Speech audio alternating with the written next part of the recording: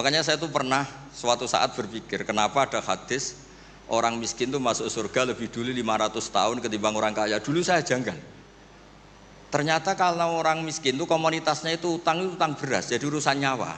Jadi saya mohon yang di forum-forum terhormat kayak ini juga mengapresiasi mungkin beberapa saudara kita di pedalaman Papua, bikin jembatan darurat di pedalaman Sumatera, Aceh, bikin apa yang memang mendesak. Sehingga yang namanya fardhu ain itu penting sekali. Begini, jadi semuanya tamu yang saya hormati, ngaji ini ngaji bener-bener ngaji ini bikin nervous narasumbernya.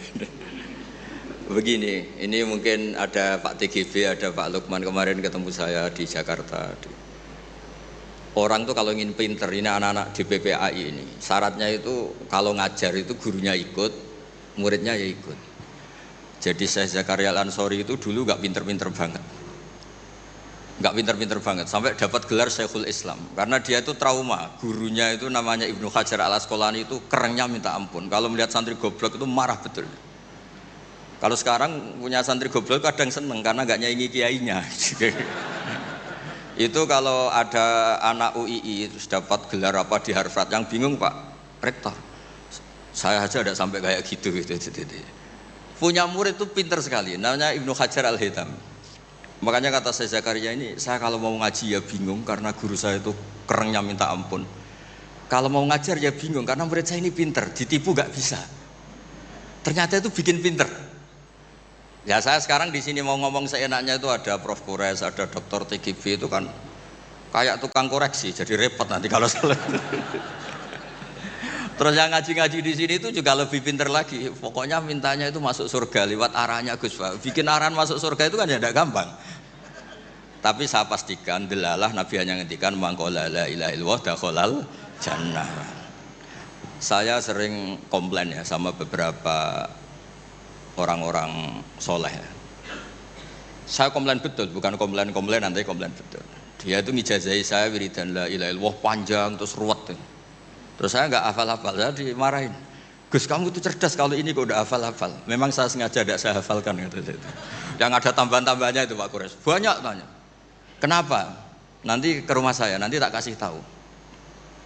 Tak kasih tahu itu si orang soleh ini nangis tobat. Padahal soleh loh. Tapi dia hanya soleh perilaku, tidak soleh secara keilmuan. Jadi juga harus tobat dia. Saya cerita.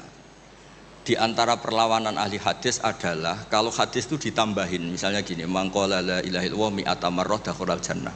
Jika kalau bapak kamu meninggal baru baca la ilaha 50 kali, wah sayang tidak sampai 100 sudah mati itu. Jadi berkahnya tidak ada hitungan itu luar biasa. Tapi kamu nganggep biasa, makanya kita harus konsisten. Hadisnya hanya mangqala la ilaha illallah dakhalal jannah. Jangan kamu tambahi mi'ata marrah, jangan kamu tambahi sekian-sekian, itu bahaya itu. Sehingga ketika ada hadis mangkana akhiru kalamihi la ilaha illallah ditambahi akhir, orang yang akhir kalamnya la ilaha illallah dakhalal jannah, yang di akhir kata-katanya itu la ilaha illallah, perkataannya itu. Itu ada orang mau mati, sudah mafatkan la ilaha illallah. Tapi terakhir terus bilang, jangan lupa ya BPKB-nya ditebus. Itu anaknya susahnya itu minta ampun. Karena anaknya terus berpikir, Gus berarti akhiru kalami abi itu tidak la ilaha illallah tapi BPKB. Ini gimana ini? Saya sebagai kiai yang baik itu tak carikan referensi supaya yang BPKB ini ya masuk yang akhiru kalami. Ini cerita kebaikan saya di depan Pak Kores. Gak apa-apa cerita kebaikan.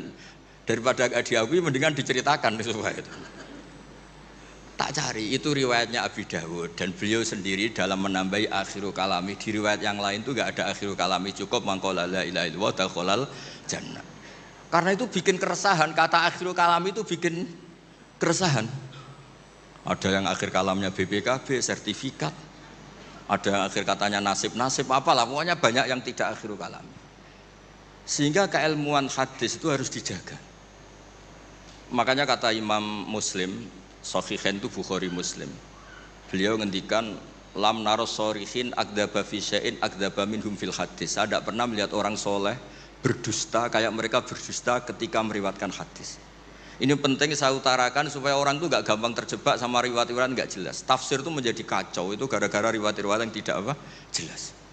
Maka ini ada Prof Kures yang sangat-sangat menekuni tafsir. Jadi penting. Jadi mengkhidmati orang Islam itu dimulai dari cara pandang. Kenapa saya menjadi orang baik? Itu sederhana sebetulnya, karena mengakui hukum. Saya ini memang kalau diundang jarang mau, kecuali ada teror-teror tertentu. Karena merasa tua, merasa rektor apalah yang bisa dipakai neror itu. Ya, terserah. Yang penting bisa ada. Termasuk TGB, kemarin itu datang ke rumah saya, tapi saya sudah bilang pasti tidak ikhlas. Ternyata betul, undang ke saya. Terserahlah teror itu apa. Saya enggak, ini supaya kalian tahu ilmu itu penting, ilmu itu penting. Saya termasuk orang yang berkeyakinan, saya ini hebat kiai-kiai kampung, saya sering datang ke kiai-kiai, tapi pas enggak acara, saya cilik kiai kampung. Saya dengan kamu itu hebat kamu, kenapa? Saya ini ngajar tafsir kayak tafsir Munir, tafsir Tobari, itu udah fardu'ain. Kamu di kampung bikin madin, ngajarin aqaid khamsin itu fardu'ain. Ganjarannya orang yang melakukan fardu'ain itu lebih keren dibanding yang melakukan fardu kifayah. Jadi kamu lebih hebat dibanding saya. Dia tawadhu, tapi memang bisa saya gitu enggak, tetap lebih hebat. Ini penting supaya ada penghormatan kita pada kiai-kiai kampung, kan yang dilakukan itu selalu fardu'ain. Makanya saya tuh pernah suatu saat berpikir, kenapa ada hadis orang miskin tuh masuk surga lebih dulu 500 tahun ketimbang orang kaya. Dulu saya janggal. Ternyata kalau orang miskin itu komunitasnya itu utang beras, jadi urusan nyawa. Jadi sekali menolong temannya itu urusan nyawa, karena sesama miskin itu pinjemnya urusan nyawa, beras, minta anterin ke rumah sakit pas sekarat. Kalau orang kaya itu nganterin rumah sakit karena mau ke salon, penyakit kulit, kan nggak penting-penting gitu. Sehingga surganya agak lambat, karena yang dilakukan selalu tidak penting. Kalau orang miskin yang dilakukan selalu apa? Penting. Tapi masalahnya zaman akhir orang miskin banyak melakukan yang tidak penting, itu masalah itu. Itu gak sesuai rencana Nabi. Inginnya Nabi itu kalau sudah miskin ya selalu apa? Penting. Ternyata banyak orang miskin yang perilakunya tidak penting. Karena saya pernah didatangin ibu-ibu itu miskin itu tanya, Gus doain saya kaya. Suami saya itu nganggur, saya bilang kamu siap kalau suami kamu kaya? Nanti rumahnya gaji bagus, mobilnya bagus. Lama-lama yang dievaluasi Anda, rumah bagus, mobil bagus, kok istrinya begini. Terus dia cerita, udah Gus gak jadi, miskin gak apa-apa. Jadi saya ini kan ya aneh-aneh, orang itu aneh-aneh. Pertama yang dievaluasi mobil, rumah diganti, lama-lama Anda. Suami kamu punya potongan gitu, iya Gus kayaknya iya, sudah Gus biarin miskin aja sampai mati itu. Ya alhamdulillah sampai sekarang miskin dan syukur karena berkatnya ilmu itu. Jadi saya mohon yang di forum-forum terhormat kayak ini juga mengapresiasi mungkin beberapa saudara kita di pedalaman Papua, bikin jembatan darurat di pedalaman Sumatera, Aceh, bikin apa yang memang mendesak. Sehingga yang namanya fardu'ain itu penting sekali. Saya punya riwayat dari kitab Ibnu Hajar al-Asqalani tadi, gurunya Syekh Zakaria Al-Ansori.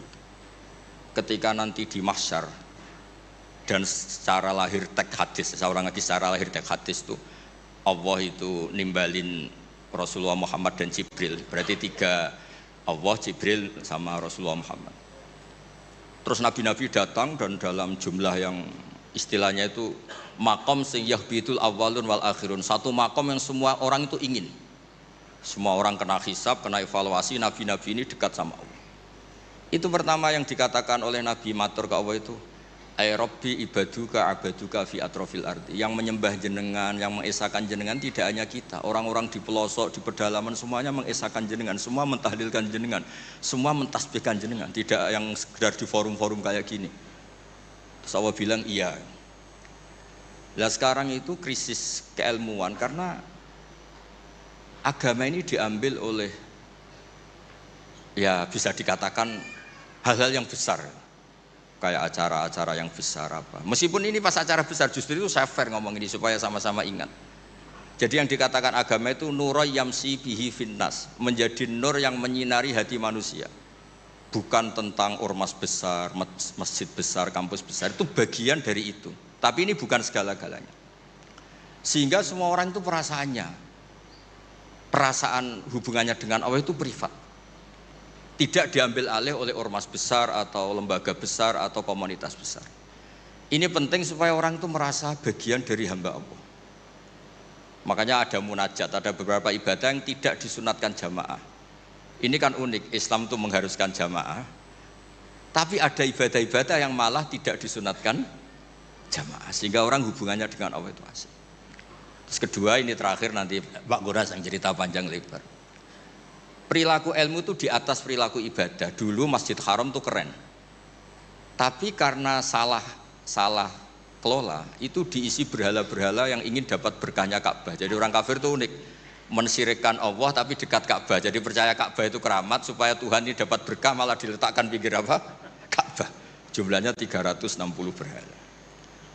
Tapi di saat yang sama orang kafir itu jumawa, mereka ini orang-orang baik. Buktinya menjadi sadanatul bait, menjadi pelayan-pelayan Ka'bah. Nabi saat itu terpinggirkan, hanya sholat di Syi'bu Mina. Nabi dengan para sahabat itu makan daun, makan apa, dan sholat di Syi'bu Mina. Tidak di tempat yang terhormat yaitu Al-Masjidil Haram. Ketika para orang kafir jumawa bilang, bagaimana Muhammad orang terhormat sementara dia ibadah saja di lereng-lereng gunung, sementara kita adalah sadanatul bait, kita adalah ahlu sikoyatil had. Ini supaya teman-teman yang enggak ditakdir jadi kayak Pak Lukman, Menteri Agama. Itu Menteri Agama itu ya repot. Dia agamanya formal, terus kayak Gus Bak tidak formal itu kan ya repot juga itu. Makanya saya ini enggak pati berani sama Menteri Agama. Nanti dia anggap Islam saya tidak formal Itu terus Allah ngendikan aja'altum siqayatal haji wa imaratal masjidil haram kaman amana billahi wal yaumil akhir wa jahada. Allah itu bela Nabi. Jangan pernah pakai ukuran bahwa ibadah haji merawat Baitullah itu menjadi ukuran lebih baik.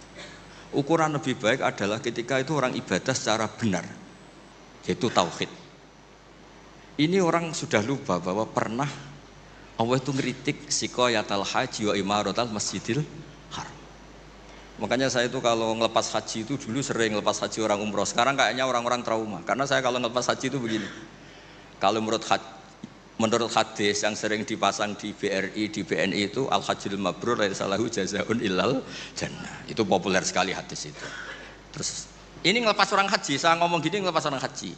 Tapi jenengan yang fakir sabar juga surga. Ibu-ibu nyabarin suami yang enggak jelas juga surga.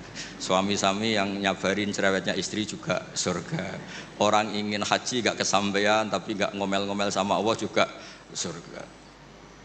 Kayaknya yang punya rumah itu kayak kecewa gitu. Terus saya bilang enggak tahu terus saya bilang jenengan angsal kecewa kalian kula, yang saya takutkan tuh kalau Allah yang kecewa kata saya itu, karena saya diundang orang haji terus dalil-dalil haji yang lain ngenes karena enggak bisa haji kata saya itu. Ternyata betul. Hampir semua yang hadir itu ngapresiasi saya. Gus matur nuwun Gus. Biasanya kiai-kiai itu kalau diundang untuk haji, dalilnya haji terus bikin kita nelongso, bikin kita tersiksa karena kayak yang masuk surga itu yang haji saja kita ada masuk surga. Semenjak itu sudah terkenal. Jangan undang Gus Bak kalau ngelepas haji kan. Saya itu punya kitab makalahnya Abdul Hasan Asyadili yang menjadi Thariqah Asyadili yang terkenal itu. La tansur ilmaka liyusaddiqakan nas walakin insur ilmaka liyusaddiqaka Allah. Kamu jangan pernah menyebarkan ilmu supaya diapresiasi manusia, tapi sebarkan ilmu supaya diapresiasi Allah Subhanahu wa taala.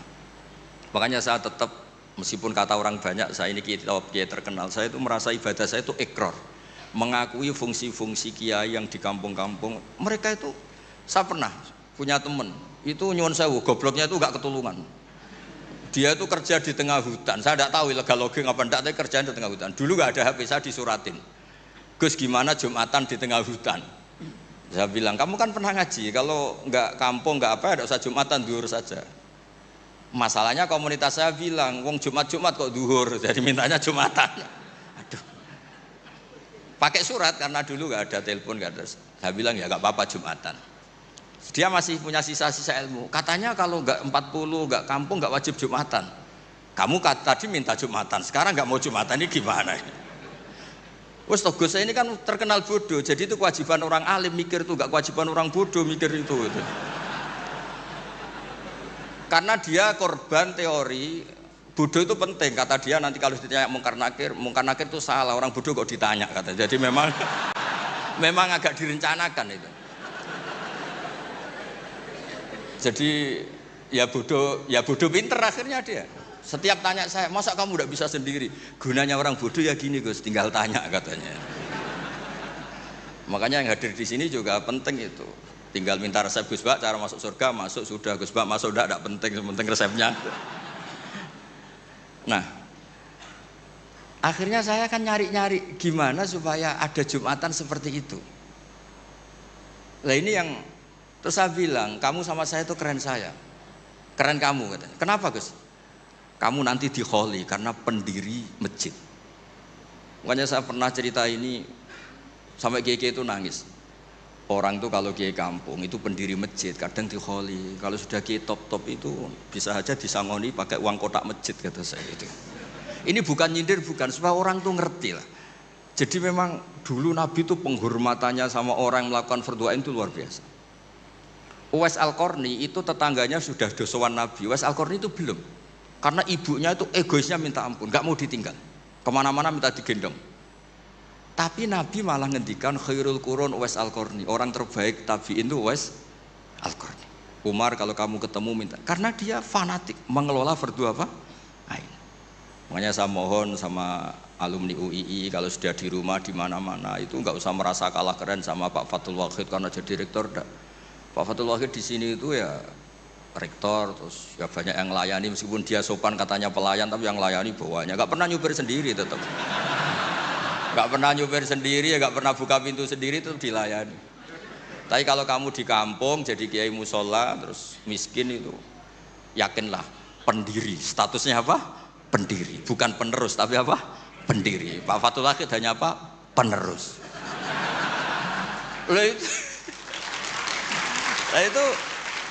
Lah kacaunya kiai kampung setelah tak kasih tahu gitu, memang bener-bener sama saya terus nggak sopan.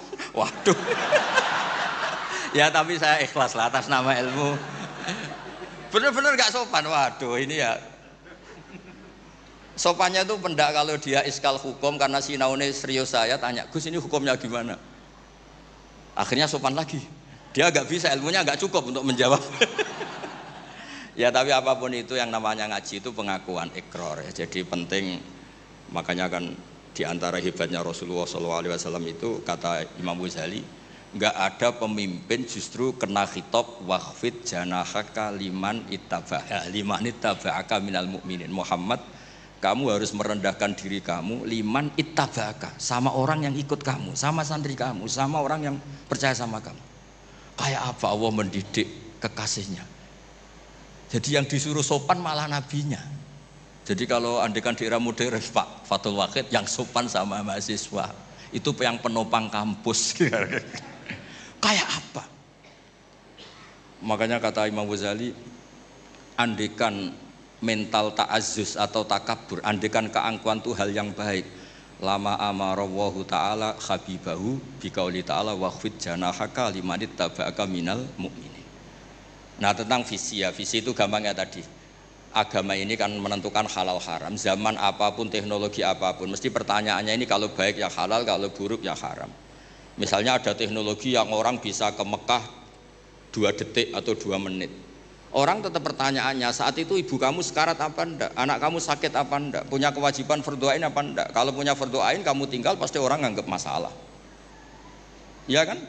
Apapun kayak kamu, teknologi mutakhir kayak apa? Ya seperti misalnya peristiwa kamu pejabat, pas daerah kamu ada musibah banjir, kamu tinggal iktikaf di Ka'bah, tetap orang nggak anggap iktikaf itu ngawur itu mesti orang itu. Karena meninggalkan fardhu apa? Ain.